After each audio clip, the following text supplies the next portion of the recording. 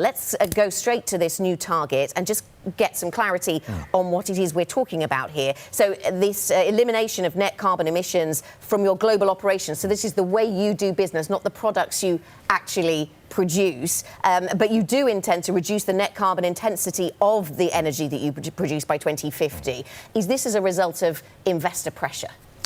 This is because the world needs to decarbonize, and business has to do its job, industry has to do its job, and definitely energy is a big part of the solution, has to be. So we have to join that effort and do the utmost what we can do. You seem to resist previously putting exact dates on this kind of target. What's changed your mind? Why come up with these firm targets Well, you need now? to be very confident and go through your portfolio, see that you actually can deliver what you say you intend to deliver. And now we say we plan to be carbon neutral on all our global operations by 2030. A couple of weeks ago, we said we could actually reach zero emissions in our Norwegian activities, and now we launched a global ambition. And as you say, on top of that, net carbon footprint intensity, reduced to more than 50% on the overall, including consumption of our products by 2050, and that is, we believe, very much in line with the Paris Agreement. Okay.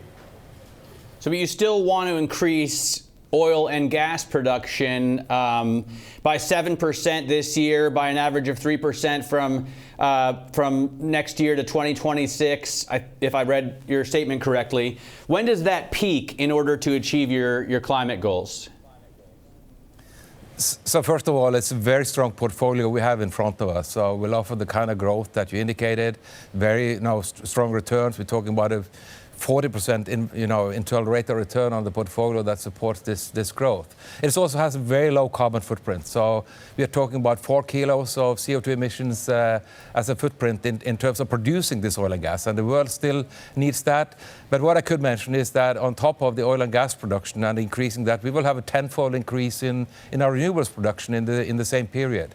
So we will grow on oil and gas, but we will grow on renewables even more. Yeah, so you talk about tenfold increase in renewables. What sort of investments are we talking about here then? So that's mainly, it's renewables and it's mainly offshore wind.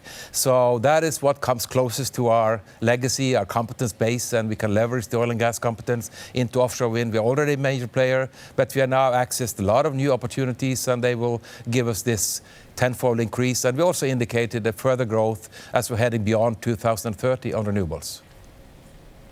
What is your plan looking forward in terms of giving money back to shareholders, and how does that change with your climate neutral target? I mean, does that end up costing your shareholders to make that achievable?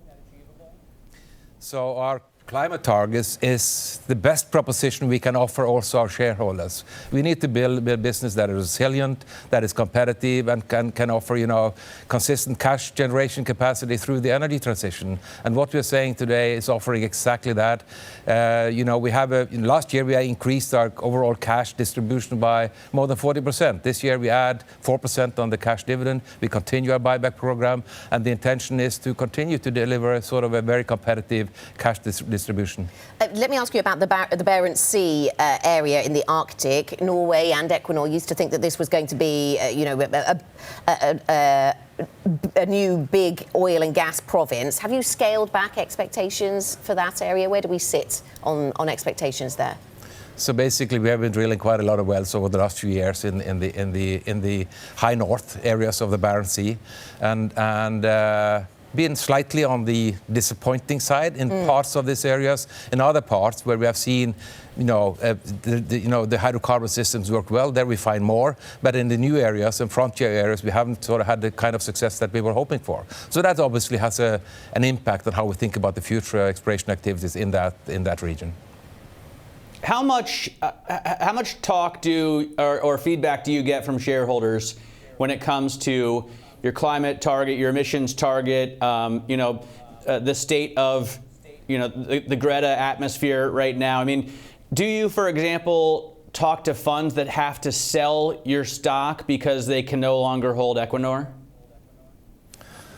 then I typically don't talk too much to them, but that's not what we see. Basically, we see more engagement and ask for more transparency, what we do, how we shape our business, how we think about the energy transition and relate to it. And in that sense, that investors become more engaged in it. So that's why we also present the roadmap that we do today to give the investors a better insight into how we think about the future. But we definitely see more engagement from investors, and not that many that actually divest from our business, but they want to engage and contribute to support our business in that direction. You clearly changed the name of the business some years ago, Eldar, to reflect this changing tide of opinion around oil and gas. It used to be Statoil, and now it's a broader portfolio of energy offerings. Will you always be an oil and gas company?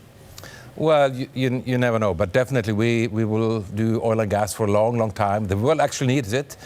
Even by 2050, there will be a lot of oil and gas in the world, and in our portfolio. But how much exactly to prescribe that at the current environment is very difficult. It's not possible for the world to do that. It's not possible for us to do that. We have a lot of optionality how to shape our portfolio going forward, but we have to stay tuned with the climate challenge of this planet. Does the world need it less than you may have thought last year? I mean, does the demand picture look weak right now, especially in light of the coronavirus and the fact that everybody in Norway drives a Tesla? Yeah, there's a lot of electric cars in Norway, and that's what we hope to see all over the planet. And so we see definitely impact from the coronavirus and on the demand side, and exactly the shape and form and what will be the impact is really hard to tell. And that could be a supply response as well. And we also see sort of weak natural gas markets, but we definitely expect the gas markets to be more balanced as we're heading deeper into next year.